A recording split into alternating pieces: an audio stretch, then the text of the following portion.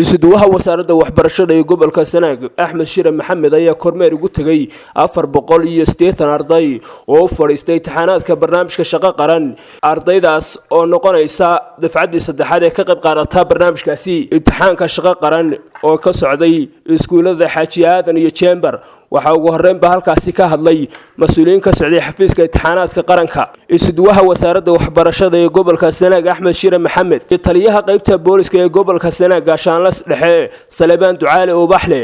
oo dhamaantoodba ku bogaadiyay madaxweynaha qaranka barnaamijka shaqo qaran ee ardayda imtixaanka maanta ardayda imtixaankiisa u fadhiisatay waxaynu joognaa goob kamida goobihii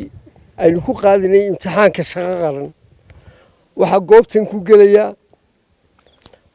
49 baran ah iyo 236 sanaaga 236 ka sanaaga saddex wiil oo kaliya ku jira in alla inta kale waa gabdho ninka gabadh wax baray waa nin ummad idil wax baray maanta oo ay bishu tahay 7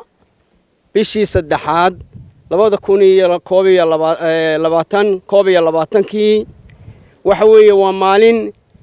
lagu daafurayo imtixaanaadkii shaqo qaran dafcadii saddexaad ee 2021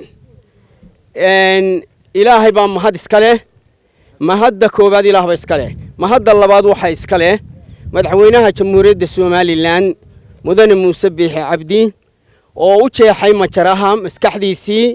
hirgeliyay kuna asteeyay shaqo qaran inay noqoto mid u ah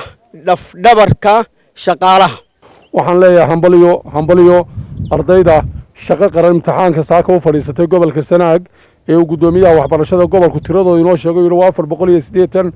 oo habla u badan oo wax ilaahay loogu mahadnaqo waxaan leeyahay ardaydaas iyo kuwa kale ku xiga iyo kuwii hore ka baxay iyo kuwa soo socda hadii la ka dhigo dhamaantiin waxa ka shaqeeysan nabadgelyada Cabdiraxmaan Maxamed Xidig Bulsha TV Ceeri Gaabo